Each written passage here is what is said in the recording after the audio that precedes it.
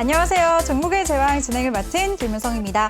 간밤 미증시는 10년물 국채금리가 다시 하락세를 보이면서 3대 지수 일제히 상승했습니다. 오늘 우리 양시장도 상승 출발했지만 아쉽게 하락 전환했는데요. 자세한 마감 상황 저와 함께 살펴보시죠.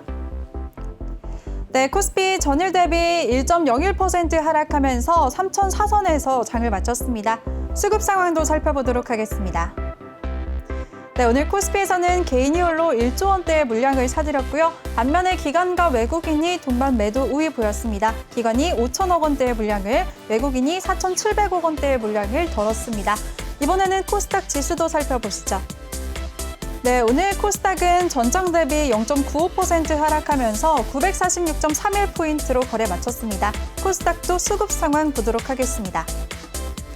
네, 코스닥도 코스피와 마찬가지로 오늘 개인이 홀로 1,000억 원대의 물량을 순매수했고요. 반면에 기관과 외국인이 쌍끌이 매도세 보였습니다. 기관이 348억 원, 외국인이 470억 원의 물량을 매도했습니다.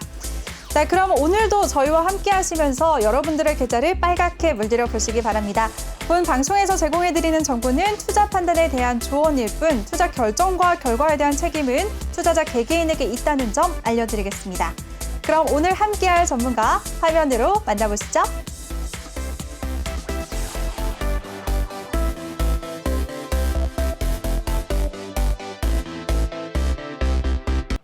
네, 스파이더 전문가, 상군 전문가 두 분 나오셨습니다. 전문가님 안녕하세요. 네, 안녕하십니까. 안녕하세요. 안녕하세요. 네, 상군 전문가님은 일주일 만에 뵙는데 잘 지내셨어요? 잘 지냈습니다. 지수가 예상보다 좀 못 올라서 좀 서운한 감이 좀 네. 있긴 하지만 저는 잘 지냈습니다. 근데 오늘 보니까 두 분이 커플룩이신 것 같아요. 일부러 맞춰 입고 오신 건가요? 아니, 맞춰 입은 건 아닌데 네. 스파이더님께서 저 정장 선물로 사주셔가지고 입고 왔는데 우와, 같이 정말요? 네, 입고 우와, 왔습니다. 전문가님 저도 한 벌 좀 부탁드릴까요? 약속하셨습니다. 생일이 주시지 아, 네. 알려주시면 예, 전문하겠습니다. 생일 때 말씀드리겠습니다. 알겠습니다. 네, 그래서 스파이더 전문가님은 네. 이번 주부터 선물 리딩을 시작하셨는데 노란톡방에서 벌써 수익을 내셨다고 반응이 굉장히 좋아요. 이번 네. 주는 지금 어제가 지금 한 90만 원 정도 공식적으로 네. 그다음에 오늘이 공식 수익률로 한 320만 원 정도 조합이 지금 이틀 정도 됐는데 네. 공식적으로 한 400만 원 정도 예, 수익 중입니다.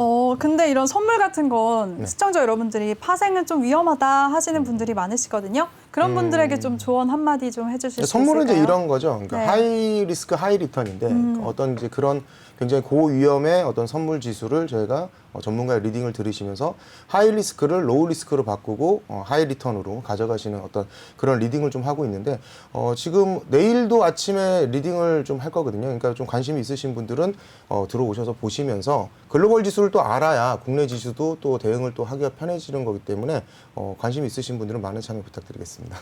네, 좋습니다. 여러분들 스파이더 전문가와 함께 하시면서 우리 주식과 파생 두 마리 토끼를 함께 잡고 싶으신 분들 참여 방법부터 알려드리겠습니다. 노란톡 오픈 채팅 검색창에 종목의 제왕 스파이더 아니면 종목의 제왕 상군이라고 검색을 하시거나 핸드폰 카메라로 아래 보이는 QR코드 스캔하시면 링크가 뜨는데요. 그 링크 클릭만 하시면 한 번에 들어오실 수가 있습니다. 입장하실 때는 비밀번호 5959 꼭 입력하고 입장해 주시기 바랍니다. 많은 참여 부탁드리겠습니다. 네, 그럼 본격적으로 우리 시장 얘기를 해보도록 하겠습니다. 간밤 미증시 얘기부터 한번 해보도록 할게요. 미증시 일제히 상승 마감했는데요. 어떤 이슈들이 있었나요? 스파이더 전문가님부터. 네. 저번 주에 제가 이제 금요일 날 만기 이제 나스닥 이제 만기가 좀 있었죠. 그래서 네. 굉장히 좀 급락을 좀 했던 거예요. 제가 목요일 날 좀 말씀을 드렸던 게 저번 주에는 좀 주식을 조금 약간 좀 소극적으로 대응을 하셔라. 왜 그러냐면 만기 때가 좀 지수 변동이 좀 크기 때문에 나스닥 지수 같은 경우에는 지금 목요일 날 지수가 굉장히 많이 빠졌어요. 시가가 지금 13,187포인트인데 저가가 12,760포인트니까 거의 뭐 500포인트 가까이 급락을 하면서 일봉상으로 봐도 굉장히 큰 급락이 있었거든요. 네. 근데 이제 금요일, 그 다음에 월요일, 어제까지 다시 이제 회복세를 보이면서 지금 현재 나스닥 지수가 61일평 아래쪽에 위치해 있긴 한데 국채 금리가 좀 약간 금요일날 그러니까 목요일날 상승을 했었죠. 그러면서 굉장히 이제 급락을 했던 지수들이 다시 이제 안정세를 찾아오면서 금요일날부터 해서 약 이틀간 어제까지 해가지고 회복세를 보이고 있는데 오늘 만약에 나스닥이 시가를 돌파하면서 61평을 돌파 안착만 해준다고 한다면 국내 시장에도 굉장히 긍정적으로 아마 받아들일 거다. 그렇다고 한다면 지금 내일 만약에 나스닥이 오늘 잘 올라가서 안착만 해준다고 한다면 내일부터 또 신나게 국내 시장은 달릴 수 있다. 그렇게 좀 판단을 하고 있는데 오늘까지만 좀 잘 넘기면 내일부터는 또 국내 시장이 또 훈풍이 불 거다라고 좀 생각을 하고 있는데 오늘이 굉장히 중요할 것 같아요. 네, 좋습니다. 근데 전문가님, 이번 주에 파월 의장의 발언이 많이 예정이 되어 있잖아요. 네네. 그거에 따라서 또 변동성이 예상이 되는데 그 부분은 어떻게 보세요? 어떻게 대응을 해야 될까요? 일단은 저번 주에 FOMC 발표도 그랬고 네. 금리를 이제 동결하겠다 제로금리에 가깝게 지금 진행을 했는데 시장은 저번 주부터 제가 말씀을 드리지만 굉장히 좀 긍정적으로 저는 받아들이고 있어요. 물론 이제 오늘 코스피가 1%대 하락을 하고 그다음에 선물 지수도 1%대 하락을 했지만 지금 저번 주에도 제가 말씀드린 게 쿼드 플러스 말씀을 드렸었잖아요. 네. 물론 중국하고는 좀 별개로 보셔야 되는데 나스닥 지수가 상승을 하면서 중국 그 항생 지수와도 국내에 영향을 많이 주거든요. 근데 제가 봤을 때는 FOMC에 큰 변동은 없을 것 같아요. 그러니까 지금 시장은 안정화를 찾아갈 것이고 오늘 아까도 말씀드렸지만 나스닥 지수의 어떤 그런 움직임들이 지금 어떤 나스닥 지수는 좀 사실 우량 종목으로 이동을 하면서 지금 다우 지수나 아니면 S&P 지수는 사실 되게 좋거든요. 네. 근데 저는 제가 봤을 때 기술주들조차도 상승은 계속 이어갈 거라고 생각을 하기 때문에 FOMC의 어떤 발표는 큰 변화는 시장에 끼치지는 않을 거라고 판단을 하고 있고요. 그리고 나스닥 지수가 오늘만 잘 상승해 준다고 한다면 국내 시장에도 계속 긍정적으로 받아들여질 것이다. 이렇게 좀 긍정적으로 보고 있습니다. 네, 좋습니다. 우리 스파이더 전문가가 오늘 나스닥 지수만 좋은 흐름이라면 내일 우리 시장은 좋을 거고 또 파월 의장의 발언에 큰 변동성은 없을 거다라고 예측을 해주셨습니다. 그럼 3군 전문가님은 미증 씨 어떻게 보셨나요? 저는 지금 반등이 오긴 했지만 네. 좀 더 왔어야 되지 않았나라고 생각하고 있어요. 왜 그러냐면 지금 얼마 전에 이제 좀 큰 폭의 조정세가 왔는데 저번 주에 금리로 인해서 이제 지수에 대한 영향을 크게 끼치지 않을 거라고 예상을 했음에도 불구하고 네. 금리 변동성 때문에 어느 정도 조정이 왔거든요. 맞아요. 근데 이 조정이 온 부분에 대해서 보완적으로 레버리지 비율이라고 이제 SARL 규제 완화 정책을 이제 더 이상 연장하지 않겠다. 이런 것 때문에 이제 금리가 상승이 예상되면서 이렇게 조정이 왔던 건데 사실 이 부분도 저는 조금 애매한 부분이 있다고 생각해요. 사실 지금 이제 시청자분들께서 이 SRL이 뭔지 모르는 분한테 이제 간략하게 네네. 이해하기 쉽게 잠깐만 이제 설명을 드리자면 네, 알려주세요. 일단 그 개념으로 보자면 은행들이 국채를 포함한 위험 자산을 추가로 이렇게 하면 이해를 못 하니까 쉽게 네. 말하면 언제 무슨 사태가 벌어질지 모르니까 니네가 가진 자산 대비해서 3%에서 5% 정도는 현금을 가지고 있어 라는 그런 규제인데 그거를 이제 코로나가 터지면서 규제를 완화를 해줬었던 거죠. 그 돈으로 니네가 좀 더 또 자금을 돌려서 이렇게 뭔가를 잘 해봐라는 규제를 이번에도 연장할 줄 알았어요. 시장은 연장할 줄 알고 있었는데 네. 더 이상 이거 연장 안 할 건데 그 말은 무슨 말이냐면 니네 이제 현금 이거 일정 부분의 현금 확보해 놔야 돼.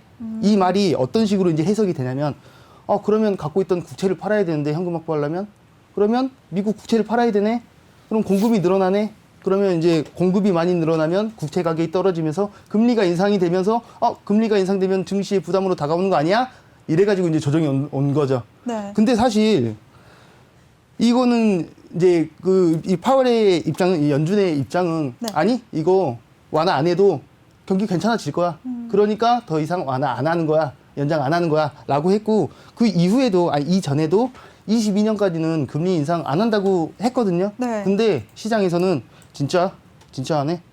그러다가 갑자기 금리 인상한다고 하는 거 아니야? 이런 분위기가 자꾸 형성이 되고 있어요. 물론 상황에 따라서 급작스러운 변수가 생길 수도 있고 이제 다른 일들이 생길 수도 있겠지만 안 한다고 발표를 했고 경기 네. 괜찮다고 발표를 했는데 자꾸 이렇게 이제 조정세가 자꾸 오는 거죠. 그래서 네. 저는 공식 물론 이제 100% 다 맞을 수는 없겠지만 네. 공식적인 입장 발표가 이렇게 경기 괜찮을 거고 금리 인상도 안 할 거고 금리 인하로 이런 불확실성이 이제 해소가 되고 있는데 이 정도라고 했을 때 나스닥은 그나마 그래도 이제 이 정도 조정을 주고 반등을 오려고 이렇게 조금씩 하고 있는데 네. 상대적으로 우리나라 증시는 너무 이 조정 구간이 길어지고 있지 않나. 네. 그래서 사실 저는 저번 주 이제 나스닥 만기가 끝나면서 이제는 반등 장세가 올 때가 되지 않았나 시기적으로. 근데 이 정도면 제 기준으로는 더 와야 된다. 반등이 좀 더 강하게, 좀 더 높이 지지받을 때 다 지지받았고 불확실성 다 해소했고 경기 괜찮아질 거라는 얘기 다 있으니 이제는 한 번 더 타오를 때가 되지 않았나. 이제 타오를 때가 됐다. 저는 네. 늦었다. 빨리 타올라야 된다. 우리 증시까지 같이라고 네. 보고 있습니다. 근데 전문가님, 이런 국채금리 이슈는 언제까지 지속이 될까요? 이제 좀 소멸되고 있는 그러니까 건가요? 저는 저번 주에도 네. 말씀드렸지만 국채 금리로 인한 네. 지수 조정은 큰 영향을 끼치는 데는 이제 한계가 오지 않았나라고 생각합니다. 왜냐하면 조금 전에 설명드렸듯이 네. 22년까지 유지한다고 했고 네. 요거 연장 안 해도 경기가 좋으니까 연장 안 한다고 했고 그러면 어느 정도의 뭐 변동성은 보일 수 있겠으나 뭐 금리로 인해서 막 갑자기 시장이 폭락이 온다든가 이런 그림은 그려지기가 힘들지 않을까. 어느 정도의 영향을 끼칠 수는 있겠죠. 하지만 뭐 대세 하락장으로 갑자기 전환을 한다든가 이런 식의 흐름으로 가기에는 아직은 시기적으로 무리가 있고 조금 더 불장이 더 가까운 시기가 되지 않았나라고 생각하고 있죠. 네, 좋습니다. 우리 상군 전문가님은 또 SLR에 대해서 알기 쉽게 설명도 해주셨어요. 그리고 국채금리 이슈는 이제 끝나가고 있다라고 미증시를 정리해 주셨습니다. 그럼 오늘 우리 시장은 두 분 다 어떻게 보셨나요? 오늘 양시장 상승 출발했는데 결국에는 하락 마감했거든요. 스파이더 전문가님? 일단 나스닥은 10시 반에 이제 서머타임으로 해서 10시 반에 개장이죠. 그래서 네. 1시간 좀 미국 개장이 좀 앞으로 당겨졌는데 사실 오늘 나스닥은 그렇게 많이 글로벌 시장들은 많이 빠지지 않았어요. 근데 저희가 이제 10시 15분 그래서 10시 반에 이제 항생 지수가 열리는데 항생이 굉장히 좀 한 500포인트 이상 빠졌거든요.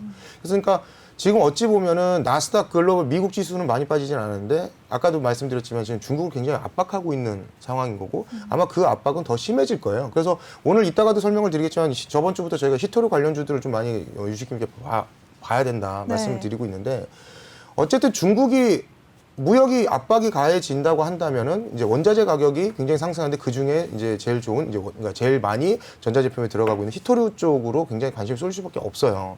오늘 지수는 사실 항생의 지수들이 굉장히 중국 지수들이 안 좋아지기 때문에 우리나라에도 그 영향을 좀 준 거다라고 판단할 수밖에 없거든요. 왜냐하면 실질적으로 항생 지수가 열리고 나서부터 국내 지수 종합 코스피 지수도 그렇고 굉장히 많이 빠졌거든요. 지금 선물 지수도 거의 1%대 지금 하락을 했었고, 근데 이게 항생이 지수가 열리면서부터 또 급락이 좀 심해졌단 말이에요. 네. 그렇다고 한다면 지금 미국 지수하고 약간 조금 어떤 중국의 지수는 디커플링 현상이 지금 발생하고 있는 건데. 만기가 저번 주에 나스닥 지수가 만기가 끝나고 나서 다시 회복세를 취하고 있는 미국 지수에 비해서 지금 중국 지수는 굉장히 안 좋아요. 더 안 좋아질 것 같아요. 그로 인해서 한국 지수도 약간 코스피도 영향을 좀 받기는 할 것 같아요. 내일도 지금도 어떤 저희가 지금 잠깐 글로벌 시장을 잠깐 보여드리면 네. 항생 지수가 잠깐만 지수를 좀 펴서 보여드릴게요. 네. 지금 5일도 굉장히 많이 빠지고 있는데 지수가 잠시만요. 항생 지수 좀 펴드릴게요. 네. 항생지수 보여주세요. 그러니까 만약에 오늘- 내일까지도 네. 이 항생 지수가 좀 많이 빠진다고 한다면 우리 국내 코스피에도 굉장히 영향을 좀 많이 줄 거라고는 지금 판단을 하고 있거든요. 일봉을 잠깐 보시면 지금 여기가 목선인데 네. 여기를 계속 두드리다가 못 깨고 있다가 지금 구름대도 지금 깨지고 있는 상황이고 이평선도 지금 역배열이에요. 그런데 국내 지수하고 코스피 지수하고 지금 항생 지수가 열리는 어떤 중국 지수가 열리는 시간대가 비슷하단 말이에요. 네. 우리가 9시에 시작하면 얘네들은 10시 15분이나 본장 개장이 10시 반에 열리는데 중국의 지수에 영향을 좀 받는 부분도 있어요. 왜냐하면 네. 수급이 빠져나가고 지금 목선도 깨졌고 이러다 보면 만약에 내일 또 항생 지수가 만약 폭락을 한다고 한다면 장중에 영향을 줄 수밖에 없거든요. 나스닥 지수가 상승을 해서 오늘 만약에 지수가 좋다. 그러면 내일 코스피 지수 상승을 해서 시작을 하겠죠. 그런데 10시 30분에 항생 지수가 빠진다. 그렇다고 한다면 국내 지수도 올라가던 발목을 잡고 땡길 수가 있단 말이죠. 네. 그러면 지금 중요하게 봐야 될 건 아까 미국 국채도 지금 아까 얘기가 지금 오고 가는데 저는 사실 미국의 어떤 그런 이제 국채라든가 FOMC 발표라든가 이런 여러 이슈도 있지만 항생 쪽, 그러니까 중국의 어떤 지수에 영향을 받고 있는 우리나라는 굉장히 많이 받는 나라 네. 중에 하나이기 때문에 초반에 장이 열리고 나서 10시 반에 중국의 본장이 개장이 항생 개주가 열리고 나서 중국의 지수를 꼭 체크를 하셔야 돼요. 만약에 굉장히 급락을 하고 있고 일봉상으로도 시가 아래쪽에서 형성이 돼서 만약에 지수가 많이 빠진다고 한다면 저희가 어떤 이제 종목을 선정하는 데 있어서 굉장히 좀 어려움을 겪을 수 있거든요. 그래서 이 부분을 좀 체크를 하셔야 된다. 대체로 S&P나 나스닥 지수, 다우 지수를 많이 체크하시는데 꼭 항생 지수도 장중에 체크를 하시면서 매매에 좀 참고를 많이 하셔야 된다. 이렇게 좀 설명을 드리고 싶네요. 네, 좋습니다. 우리 스파이더 전문가님은요, 항생지수 하락의 여파로 우리 시장 조정받았다라고 말씀을 해주셨습니다. 내일도 우리 시장 장중에 개장하는 중국 지수 흐름을 잘 지켜봐야 될 것 같습니다. 네, 그럼 상권 전문가님은 오늘 우리 시장 어떻게 보셨나요? 정말 좀 아쉬움이 네. 많이 남는 맞아요. 하루였던 것 같습니다. 뭐 네. 방금 전에 이제 스파이더님께서 말씀하셨던 것처럼 항생이 우리나라 증시 상승을 좀 발목 잡은 느낌이 어느 정도 있습니다. 네. 그리고 조금 전에 말씀하셨듯이 이 기간이 얼마나 이렇게 늘어질지는 모르겠지만 네. 아직도 좀 하락세가 좀 남아있는 그런 느낌이 있습니다. 그리고 지금 진행되고 있는 이제 미중 고위급 회담 자체가 중국한테 유리하게 흘러갈 수 있을 만한 그런 상황은 또 아니기 때문에 지금 조금은 이제 우리나라 증시에 계속 지속적으로 영향을 미칠 가능성이 높죠. 그래도 그나마 다행인 점은 지금 국내 지수를 봤을 때 이제 코스피나 코스닥이나 주요 지지 자리는 아직은 지키고 있어서 다행인 부분인 거죠. 이건 이제 어떻게 보면 다행인 건데 저는 이제 조금 전에 나스닥 위장에 대한 얘기를 했을 때 좀 더 강하게 반등이 와야 되는데 더 지수가 불장이 타올라야 되는데 발목 잡힌 느낌 때문에 지금 아쉬움이 많이 남아 있는 거고 사실 지금 우리 시장에서 가장 많이 아쉬웠던 부분은 자동차 섹터가 이제 완성차를 만드는 그런 회사들이 네. 2차 전지 우리가 알아서 만들 건데라고 이제 발표하는 맞아요. 배터리주들이 연일 계속해서 그쵸. 조정을 받잖아요. 그래가지고 네. 지금 저번 주에 이제 폭스바겐만 그랬었는데 지금 폭스바겐에 이어서 아우디, 막 BMW 이 완성차 제품들이 우리가 알아서 만들어서 우리 이게 비용 절감할 거고 이렇게 할 거야라고 하면서 현대차도 현대차까지도? 야외원 얘기하면서 네. 우리도 이렇게 할 거야라고 하는 거죠. 그래서 지금 LG화학회 같은 경우는 100만 원도 이렇게 찍었었는데 지금 이제 70만 원대로 조정이 와 있는 상태인데 네. 사실 지금 이 부분에 대해서는 뭐 가불론박이 많겠지만. 네. 이렇게 실제로 이렇게 할 거야라는 그 이제 완성차 이 기업들이 과연 이 배터리를 직접 만들 수 있느냐라는 이제 기술력에 대한 관건이 있거든요. 그리고 네. 실제로 진행한다고 해도 이제 4, 5년 후에 이제 얘기인데 지금 SK나 LG 이런 쪽에서 이제 그 배터리 관련 쪽으로 20년 넘게 뭐 자금 투자하고 시간을 투자해서 네. 이렇게 고부가 가치 사업으로 만들었고 그 기술이 집약돼 있는 게 이 배터리인데 네. 지금 이제 뭐 몇 년 만에 폭스바겐이 혹은 뭐 현대차가 우리가 알아서 자체 생산해서 이렇게 하겠다고 뭐 자기업 이렇게 해서 하겠다고 되겠어? 아직까지는 그게 희망사항일 뿐이고 그렇죠. 네, 현실적으로 되긴 시간이 오래 걸리겠죠. 그런 상황인데 네. 희망사항인데 주가가 지금 20% 30% 맞아요. 2차 전지에 영향을 네, 끼치고 있는 너무 게 많이 조금은 떨어지고 좀 과대 낙폭이 아닌가라고 보고 있습니다. 그래서 농담 삼아 이런 얘기도 나오고 있어요. 네. 아니 배터리 업체가 차를 만드는 게 더 빠르지 않겠어? 막 이런 농담도. 그러게요. 그것도 기발한 생각이네요. 근데 이것도 네. 거꾸로 생각하면 네. 자동차라는 게 온갖 기술의 집약체인데 쉽겠어요? 쉽지 않겠죠, 당연히. 네. 근데 그만큼 이 배터리라는 기술이 절대 이제 쉬운 얘기가 아닌데 조금 지금 이제 폭스바겐이라든가 이제 테슬라 잡기 위해서 약간 포부를 보여진 것으로 인해서 네. 2차 전지 섹터가 너무 좀 과대 영향을 받고 있지 않나라는 좀 걱정과 아쉬움이 좀 그런 느낌 많이 받았습니다. 네, 그럼 전문가님은 이쪽 얘기해 주셨는데 이런 2차 전지 배터리에 대해서 전망 어떻게 보세요? 조만간에 네. 자리 잡아야죠. 지금 좋은 기회를 주고 있지 않나. 사실 저가 매수의 기회를 말씀하시는 그럼요. 건가요? 근데 오. 타이밍은 당연히 잡아야겠죠. 네. 근데 예를 들어서 LG와 100만 원을 치고 있을 때 정말 좋은데 얘네들이 앞으로도 더 잘 갈 수 있을 것 같은데 100만 원 나 조금 부담스러운데 우물쭈물 이것보다는 지금 과대 낙폭으로 판단이 되고 있는 이 시점에서 지지받는 타이밍이 명확히 판단할 수 있다면 자리를 잡는데 이제 좋은 위치 포지션을 잡는데 좀 유리한 시기가 오고 있지 않나. 물론 갑자기 정말로 이제 완성차 업체들에서 우리 LG나 이제 SK 못지 않은 배터리 기술을 갖고 있었는데 실제로 이렇게 할 건데 이런 기술 발표를 하면 정말 또 이제 2차 전지 쪽이 좀 힘들어질 수 있겠지만 현실적으로 그렇게 진행되기에는 좀 무리나 한계가 있지 않나라고 보고 있습니다. 네, 좋습니다. 우리 산군 전문가님은 항생지수가 우리 지수 발목을 잡았다, 안타깝다라고 정리를 해주셨어요. 하지만 그래도 양시장 모두 주요 지지는 이탈하지 않아서 다행이다라고 시장을 정리해 주셨고요. 그리고 2차 전지 배터리주들에 대해서 저가 매수의 기회로 삼아보자라고 언급도 해주셨습니다. 이렇게 시장을 정확하고 명확하게 분석을 해주시는 우리 두 전문가와 함께하고 싶으신 분들 저희 방송 참여 방법부터 다시 한번 알려드리겠습니다. 노란톡 오픈 채팅 검색창에 종목의 제왕 스파이더 아니면 종목의 제왕 산군이라고 검색을 하시거나 아래 보이는 QR코드 스캔하시고 한 번에 들어오실 수가 있습니다. 입장하실 때는 비밀번호 5959 꼭 입력하고 입장해 주시기 바랍니다. 근데 비밀번호 어느 분의 아이디어이신가요? 비밀번호가 너무 귀여워요. 5959 약간 이런 귀여운 이미지 맞나요? 맞습니다. 제가 이제 네. 요청을 드렸는데 네. 우리 방 들어오실 때 어유 잘했다고 어유 아, 그런 의미로 요청드렸습니다. 네, 전문가님 그럼 원샷 한번 잡아주세요. 직접 비밀번호는 네, 전문가님 저희 노란톡방 비밀번호는요? 오그라들 것 다시 한 같은데. 번 해주세요. 늦었어요, 전문가님. 아, 죄송합니다. 시작. 비밀번호는? 5959 들어오셔서 좀 많은 정보 얻으셨으면 좋겠습니다. 네, 좋습니다. 많은 참여 부탁드리겠습니다. 네, 그럼 오늘장 분석을 해봤고요. 오늘장 이슈됐던 이슈 섹터들 한번 짚어보도록 하겠습니다. 네, 오늘은 네, 좋은 이슈가 있었죠. 좋은 이슈, 큰 이슈가 있었습니다. 먼저 서울시장 단일 후보로 오세훈 후보가 확정이 되면서 관련주들이 급등세를 보였습니다. 어떤 종목들이 크게 움직였나요? 이번에는 상군 전문가님 먼저 말씀해 주세요. 네. 이렇게 관련주들이 이제 한두 개가 아니라 여러 개가 있죠. 여러 개가 있는데 그 중에 네. 대표적으로 두 개 정도만 간략하게 이제 설명을 드리자면, 네. 진양 홀딩스와 이제 지능기업 이 두 종목 정도를 대표적으로 볼 수가 있는데, 네. 잠시만요. 진양 홀딩스를 보자면, 윗꼬리를 길게 달긴 했지만, 예, 강한 이제 급등세를 보인 하루였습니다. 오늘 네. 이렇게 결정이 나면서. 근데 이렇게 뭐 관련주라고 하는 게 보통 예를 들자면 뭐 전기차 관련이라고 한다면 뭐 무슨 기술적인 부분이 협약이 됐다 이런 식으로 연관이 되어야 되는데 네. 이 진양홀딩스와 오세훈 서울시장과의 관련이 어떤 부분이 되는지 혹시 알고 계시나요?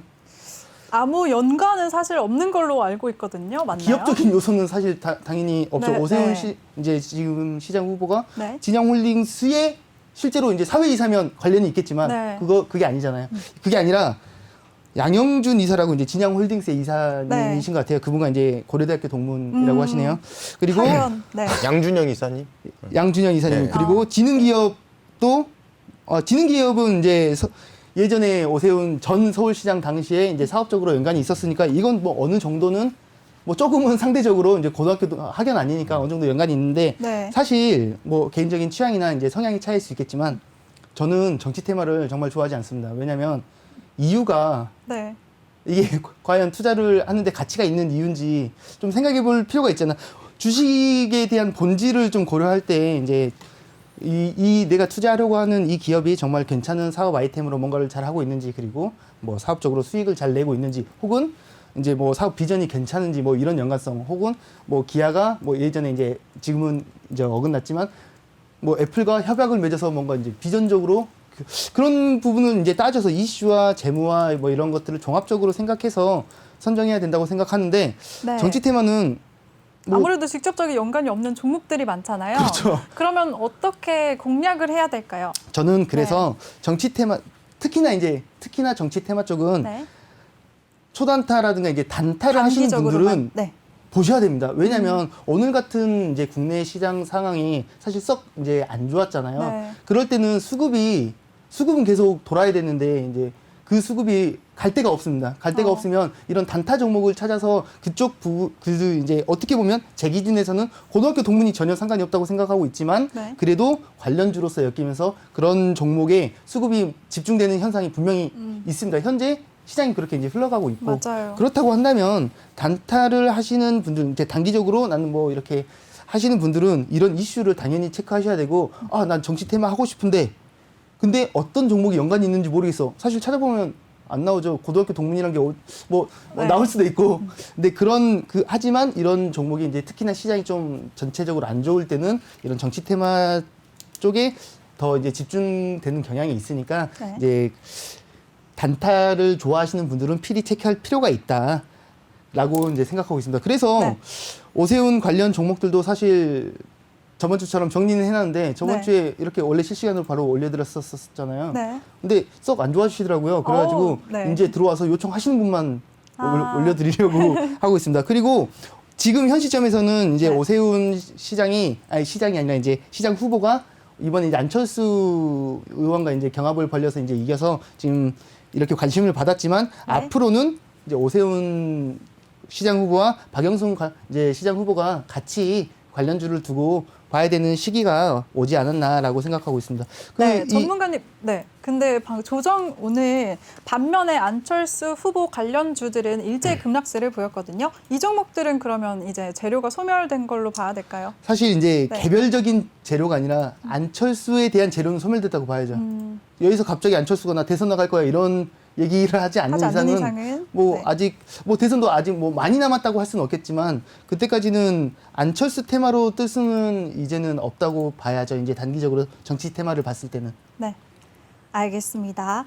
네, 그럼 반면에 우리 스파이더 전문가님은 정치 테마주들에 대해서 우리 상군 전문가님은 별로 선호하지 않는다라고 말씀을 해주셨거든요. 전문가님은 어떤 의견이신가요? 그러니까 이제 정치 테마주나 아니면 남북 경협주, 아니면 네. 바이오주 이런 관련주들은 굉장히 좀 급등락이 좀 심한 어떤 성향을 보이는 경우가 많아요. 그래서 이런 관련주들은 지금 상군 그 전문가님도 말씀을 하신 것처럼 성향인 것 같아요. 그러니까 내가 네.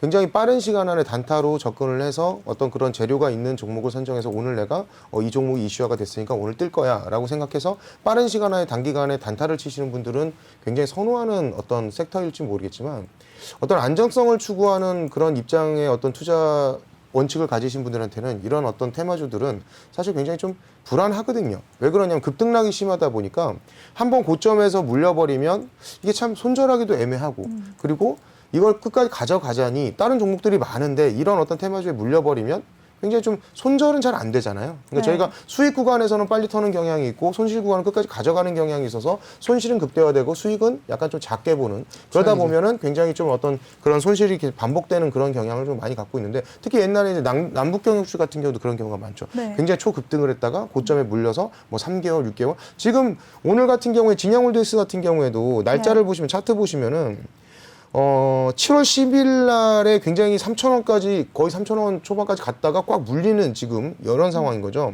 자, 만약에 이런 상황이 벌어진다고 한다면 지금 이게 3,000원 초반대에서 2,000원 중반까지 빠졌단 말이야. 2,500원까지. 그럼 이날도 오늘 같은 경우도 마찬가지죠. 만약에 얘가 음봉으로 전환이 되면서 밑으로 빠져버렸다고 한다면 얘가 여기서 물렸다라고 한다면 지금 올라오는 시간이 며칠이냐면 이날부터 해갖고 여기 고점까지 다시 한 이 정도까지만 해도 회복을 어느 정도 했을 거라고 생각하는데 47일이에요.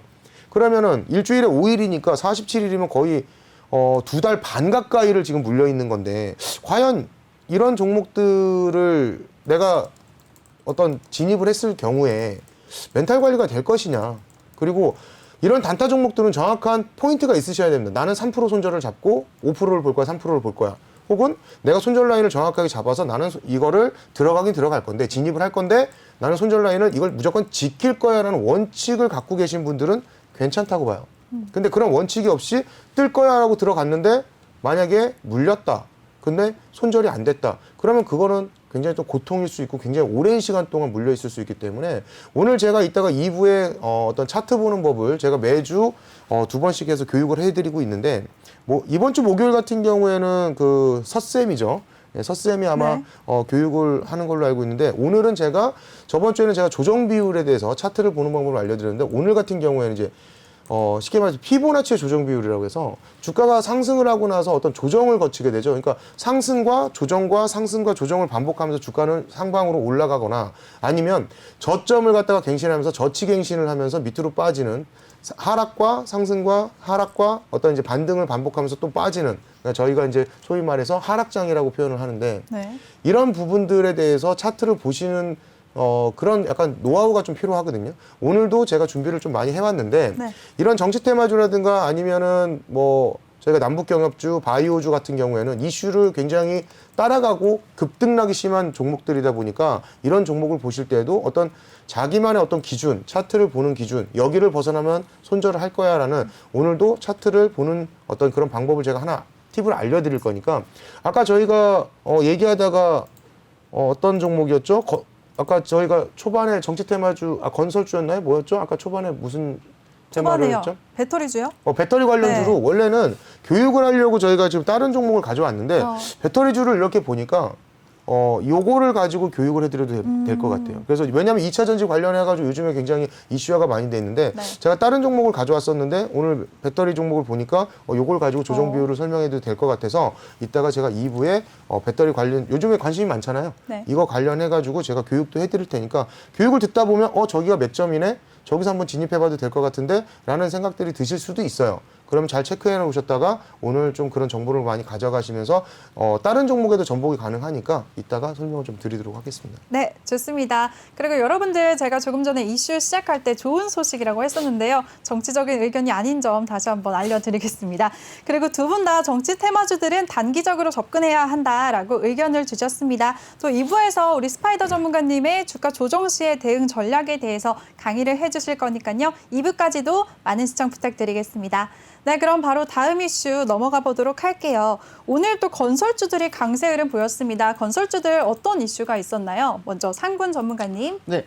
건설주들은 사실 이제 최근 이전부터 이제 네. 많은 뭐 전부 다는 아니겠지만 많은 종목들이 탄탄한 재무와 이제 수주라든가 이런 것들을 많이 가지고 있는 종목들이 많습니다. 네. 근데 오늘 이렇게 관심 받았던 이유는 정책적으로 이렇게 이제 이제 앞으로도 네. 이걸 받을 수 있는 선거를 또 앞두고 있으니까요. 왜 그러냐면은 지금 여당 쪽에서는 기존 규제를 바탕으로 부동산 공급 대책을 내놓고 있고 야당 쪽에서는 규제 철폐를 중심으로 재건축, 재개발 확대 막 이런 쪽으로 주장을 하고 있거든요. 근데 네. 어느 쪽에 이제 정책이 이제 채택이 되고 이제 지든 간에 네. 건설주 섹터에는 긍정적인 영향을 끼칠 가능성이 높죠. 아니면 맞아요. 저마다 그럴 수밖에 좋은 공약을 그렇죠. 내잖아요. 어쨌든 부동산 어쨌든 쪽에서. 부동산 이걸 활성화시키겠다는 네. 얘기니까 그래서 사실 이제 섹터나 이런 부분들을 정할 때 가장 이제 비전적으로 볼 수 있는 그런 포인트 중에 하나가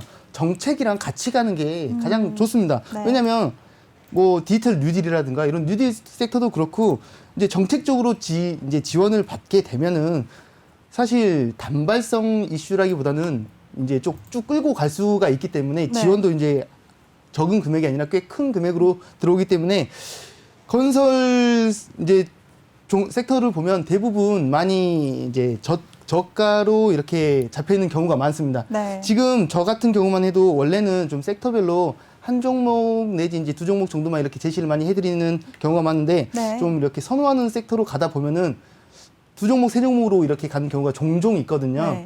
네. 제시를 해드리다 보면. 네.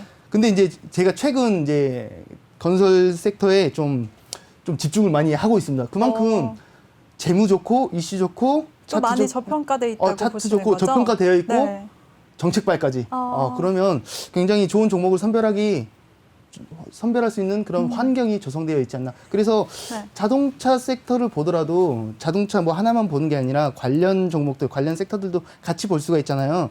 그래서 지금 일단은 건설주들 중에 이제 대장 종목들은 먼저 당연히 보는 게 맞고 네. 좀 더 멀리 볼 수가 있기 때문에 특히나 지금 하반기로 갈수록 이렇게 주택 분양이라든가 주택 매출이 확대될 수 있는 그런 가능성이 굉장히 열려 있기 때문에 관련 종목들까지도 같이 달릴 수 있는 환경을 만들어주고 있다라고 네. 보고 있습니다. 근데 전문가님 관련 종목이라고 하면요. 건설 쪽은 건설사들도 있고 또 시멘트 같은 건자재 쪽도 있고요. 또 가구나 인테리어까지 굉장히 그쵸. 많거든요. 어떤 분야에 좀 집중을 해볼까요? 사실 여기서는 이제 줄을 네. 잘 서야죠. 네. 가긴 그쵸, 갈 줄 건데 서는 게 중요하죠. 가긴 갈 건데 어느 분야가 먼저 갈 거냐. 일단 기본적으로는 당연히 건설 쪽 대장 쪽들이 먼저 움직일 거고 그 다음으로는 중소형 건설 쪽이 움직인 이후에 이제 관련 종목들이 이렇게 순차적으로 일어날 건데 네.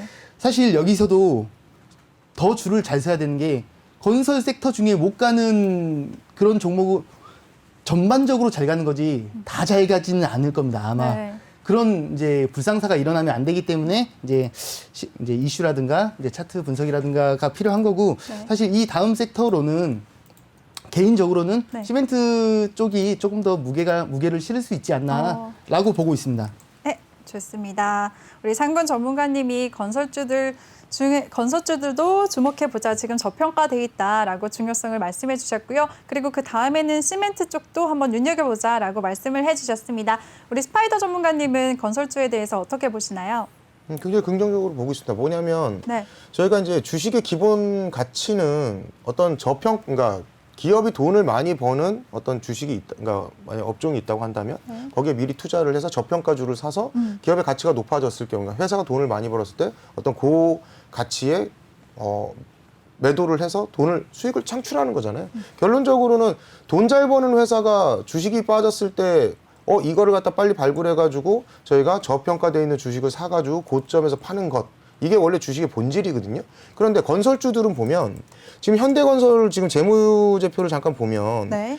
지금 현대건설도 그렇고 그다음에 지금 대우건설 제가 지금 차트하고 지금 이걸 같이 보여드리고 있는데 매출, 영업이익, 당기순이익이 전체적으로 증가하고 있고 마이너스가 없어요.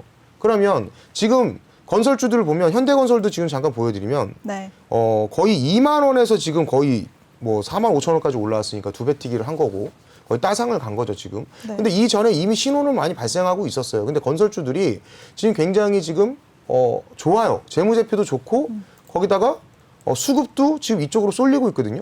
제가 이따가 종목도 추천을 하나 해드릴 것도 이 관련주이긴 한데. 오, 네. 예. 힌트를 또 주셨네요. 네, 이게 좀 굉장히 좋거든요. 왜 그러냐면 지금 건설주가 세 가지가 다 좋아요. 뭐가 있냐면 차트도 좋고 이따 차트 교육도 해드리겠지만 차트가 좋고 수급이 좋고 재무가 좋고 이슈가 좋아요.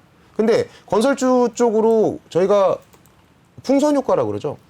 어차피 순환매 쪽으로 계속해서 돈이 돌기 때문에 어느 쪽에서 거품이 빠지면 어떤 쪽으로는 들어가야 돼요. 그래서 풍선을 누르면 한쪽이 튀어나오듯이 네. 지금 건설주 쪽은 이미 예전부터 신호를 보내고 있었는데 사실 2차전지 관련주, 5 관련주, 뭐 여행 관련주, 코로나 관련주 이걸로 해서 사실 이슈를 못 받았던 거예요. 원래 건설주 쪽은 굉장히 계속해서 지금 수급이 개선되고 어떤 재무가 개선되고 지금 계속해서 우상방으로 가고 있었는데 사실 이런 어떤 건설주들을 저희가 눈여겨보지는 않았었죠. 왜냐하면 네. 이슈되는 종목들이 다른 종목이었기 때문에 다른 업종이었기 때문에.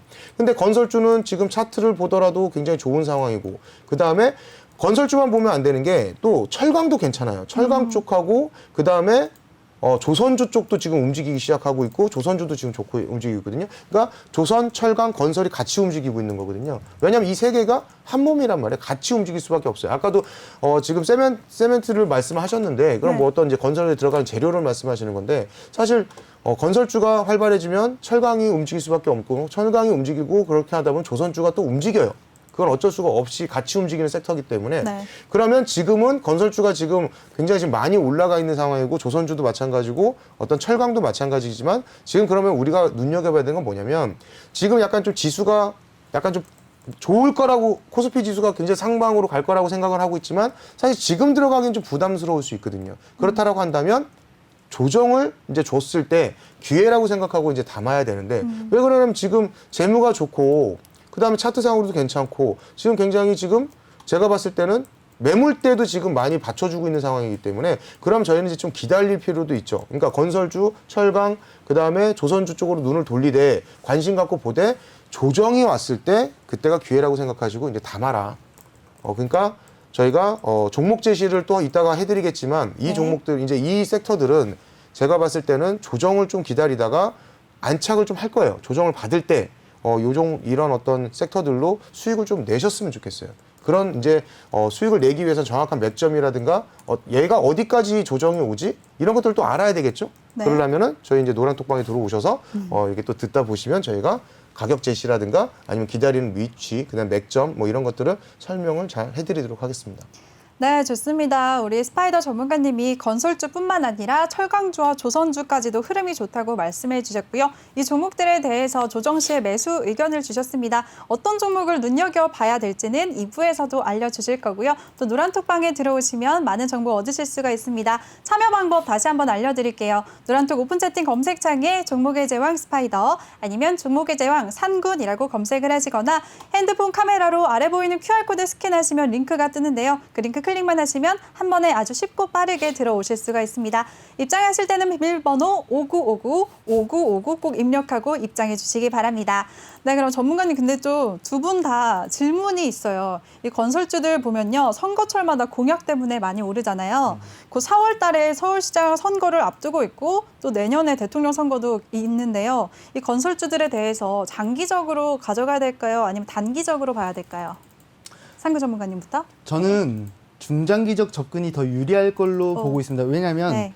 그 4월 7일까지는 이제 조금 전에 언급했었던 그 이제 정치 테마 쪽으로 단타적으로 접근했을 때는 정치 테마 하는 것도 나쁘지 않습니다. 왜냐하면 그 지지율이 누가 더 높느냐에 따라서 뭐 박영선이 높냐, 뭐 오세훈이 높냐, 뭐 이런 부분에 따라서 관련 종목들이 급등락을 가져올 가능성이 높기 때문에 단타적 접근은 그 선거철에 맞춰서 이제 정치 테마를 하는 것도 하나의 선택이 될 수가 있지만 네. 조금 전에 스파이더님께서도 많이 설명을 해주셨듯이 기본적으로 재무 자체가 받쳐주는 상황에서 정책까지 이제 받쳐준다면 사실 못 올라가면 그게 이제 문제가 있는 거죠. 그러면 섹터 자체를 잘못 본 게 되지만 사실 지금 현재 이제 갖춰진 환경 조건들은 갈 수 있는 환경을 충분히 갖춰졌고 그리고 정책적으로도 충분히 지원이 가능할 수 있을 만한 상황이 조성이 됐기 때문에 지금 저는 뭐 그 건설 섹터 종목들도 단기적으로 접근한 종목들도 있고 단타 접근을 한 종목들도 있지만 그런 부분들은 그 해당 종목의 단기적 이슈들로 접근을 하는 경우지 큰 틀로 내가 이 종목을 안고 가고 싶어라고 했을 때 그 이제 분석을 이제 이슈부터 다 따져 본다면 중장기적 접근도 충분히 큰 수익으로 가지고 갈 가능성이 굉장히 높은 섹터로 보고 있습니다. 종목 네. 선별만 잘한다면. 네, 알겠습니다. 우리 상군 전문가님은 건설주들은 좀 중장기적으로 보고 가자라고 말씀을 해주셨고요. 우리 스파이더 전문가님은 어떻게 생각하시나요?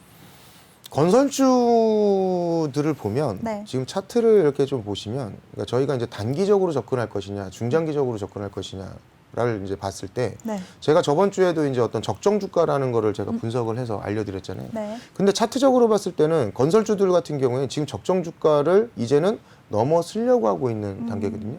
그렇다고 한다면 지금 건설주들을 제가 봤을 때 지금 굉장히 좋은데 단기적으로 봤을 때 차트가 많이 올라왔으니까 지금 진입해도 과연 될까라는 어떤 의문점을 던져봐야 돼요. 그런데 차트적으로는 지금 직전 고점을 돌파하려고 하는 종목들이 많아요.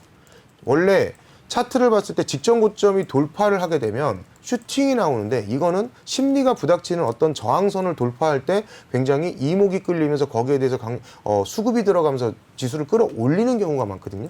그때 폭발적으로 올라가는 사실 단기적으로 그걸 봐도 되고 근데 언제 뚫리냐는 거죠.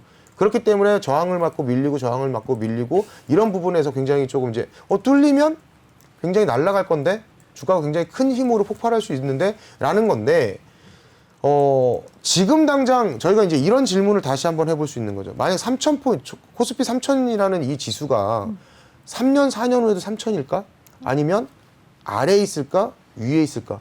저는 사실 우리나라 코스피 지수는 4,000포인트를 간다고 보거든요. 네. 그러니까 지금 굉장히 큰 폭으로 상승을 하고 나서 시간의 조정을 받고 있는 거기 때문에 향후 4, 5년 후에 만약에 이 지수가 적정한 주가냐고 봤을 때는 저는 코스피는 당연히 3,000포인트를 안착해서 3,500포인트, 3,700포인트 간다고 봤을 때 그러면 우량 종목들 중에 섹터를 봤을 때 대형 어떤 건설사들 그다음에 어떤 우량 종목들 이런 종목들은 당연히 올라갈 수밖에 없습니다. 그러면 지금 상태의 어떤 차트를 봤을 때 너무 많이 올라갔으니까 이건 좀 진입하기가 좀 어려운데 근데 이거는 3년, 2년을 어떤 중장기적인 어떤 투자의 가치로 봤을 때는 충분히 더 올라갈 수 있다고 보여지기 때문에 단기적으로 봐도 접근이 좋다고 보여지지만 중장기적으로 봤을 때도 우리나라 코스피 지수 3,500포인트, 3,700포인트 갈 수 있어. 그렇다고 한다면 실적도 좋아. 재무제표도 좋아. 차트상으로 직전 고점 돌파되면 슈팅이 나올 거야. 굉장히 큰 폭으로 상승할 수 있어. 라고 판단하시고 접근하셔야 되는 거거든요. 그러니까 그렇게 어떤 질문을 던졌을 때는 장기 투자 괜찮죠. 저는 그렇게 보고 있습니다. 네, 좋습니다. 우리 스파이더 전문가님도 건설주들에 대해서 길게 보고 보유해보자, 가져가자라고 말씀을 해주셨습니다. 그리고 오늘 또 히토류주들도 강세를 보였습니다. 오늘 미중 갈등 때문은 아니었는데요. 어떤 이슈가 있었나요? 상군 전문가님.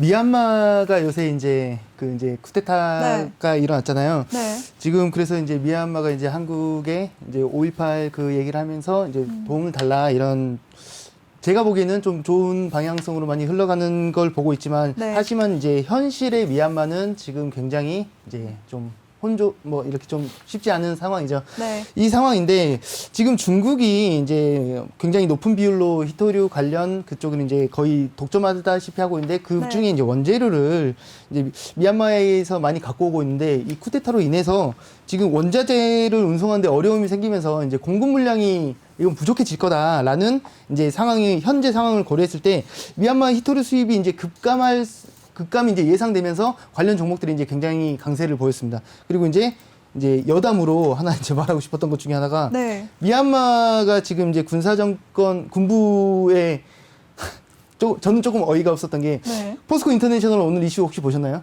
그 포스코 인터내셔널이 미얀마에 무슨 굉장히 큰 사업을 하고 있어요. 네. 큰 사업을 하고 있는데 네. 그쪽에 돈을 이제 많이 수익도 많이 하면서. 내고 이제 돈도 많이 주겠죠. 네. 근데 이제 군부에 돈을 대고 있다고 오늘 10% 하락이 나왔어요. 근데 저는 이게 조금 뭐 물론 현재 정권이 군부 정권이니까 네. 당연히 그 정권으로 돈이 들어간 건 당연하겠죠. 근데 이 전에는 다른 정권일 때도 그쪽으로 돈을 갔었거든요. 그때는 군부 정권이 돈을 낸 게 아니었고 돈을 준 게 아니었고 지금은 군부 정권이 돈을 준 거니까 나쁜 기업이야라고 지금 분위기가 약간 그렇게 형성이 되고 있는데 네. 조금 분위기가 좀 이상하게 만들어지고 있지 않나라는 아쉬움을 이제 가지면서 일단 포스코 인터내셔널은 오늘 이제 10% 정도 조정이 왔는데 네. 조금 지켜볼 필요가 있는 종목 중에 하나라고 생각하고 일단 그 히토류 관련 종목들 중에 오늘은 해인이라는 종목이 이제 굉장한 강세를 네. 보였어요. 해인이 자회사 중에 이제 해인 오늘 상한가를 네, 갔죠? 맞아요. 네. 그 이제 그 물류 유통하는 쪽이어가지고 더 이제 좀 큰 관심을 이제 보였는데 네. 히토류 쪽은 이제 뭐 단타보다는 단기적으로 봤으면 좋겠어요. 뭐 제 기준에 네. 단타는 한 주 이내로 보는 게 이제 단타 정도의 기준을 가지고 있고 네. 단기로 단기로 본다면 이제 한 달까지 이제 볼 수 있는 그런 섹터로 봐도 되지 않을까. 그러니까 오늘 내일 이렇게 한번 이슈 받고 끝날 거야라기보다는 뭐 물론 이제 시기는 정확히 예측할 수는 없지만 최소한 2, 3주 정도는 이 히토류 관련 섹터가 주목을 받을 가능성이 좀 높다고 봅니다. 단순하게 오늘은 미얀마로 인해서 이제 주목을 받았지만 지금 미중 관계 지금 협의도 계속 진행되고 있고 이 갈등이 쉽게 될 수 이제 쉽지 않은 얘기이기 때문에 한 달 동안 계속 잘 갈 거야 라기보다는 한 달 동안 큰 변동성을 보일 수 있어 라고 이제 어느 정도 기준을 잡으시면 좀 도움이 될 것 같아요. 네, 좋습니다. 우리 스파이더 전문가님은 히토류주들에 대해서 어떻게 보시나요? 좀 짧게 부탁드릴게요. 저는 히토류 관련주들은 그러니까 지금 단기적으로 보신다 그랬잖아요. 네. 히토류 관련주 전 장기로 보는 게 맞다고 생각해요. 장기로. 왜 그러냐면 중국하고 미중 무역 어떤 이런 이제 그러니까 중국에 대한 압박이 강해지면서 중국에서 나오는 가장 이제 히토류 부분에 대해서 원자재 가격이 상승할 거라고 저번 주부터 말씀을 드렸는데 사실 지금 흐름이 나쁘지 않거든요. 그러면 중국을 압박하면 당연히 원자재 가격이 올라갈 거고 이걸 떠나서도 지금 전자제품들 저희가 이제 지금 자율주행차라든가 아니면 5 관련주라든가 지금 저희가 이제 어떤 전자제품의 가장 이제 어떤 핵심적인 어떤 재료잖아요. 근데 지금 없어서 못 팔고 있는 반도체도 없어서 못 팔고 있는데 반도체의 핵심 어떤 들어가야 될 원자재란 말이에요. 그렇다라고 한다면 시대가 발전하면 발전할수록 이 히토류라는 어떤 가치는 계속 상승할 것이고 그렇다라고 한다면 지속적으로 이 히토류 관련주는 관심을 받을 수밖에 없기 때문에 지금 정치적인 어떤 이슈 그다음에 지금 사회적인 어떤 우리의 현대가 지금 발달하면서 들어가야 되는 어떤 이 재료는 제가 봤을 때는 계속해서 가치는 상승할 것이다. 그렇다라고 한다면 제가 봤을 때는 단기적이 됐든 장기적이 됐든 히토류 관련주들은 저는 계속해서 가져가야 되지 않겠나.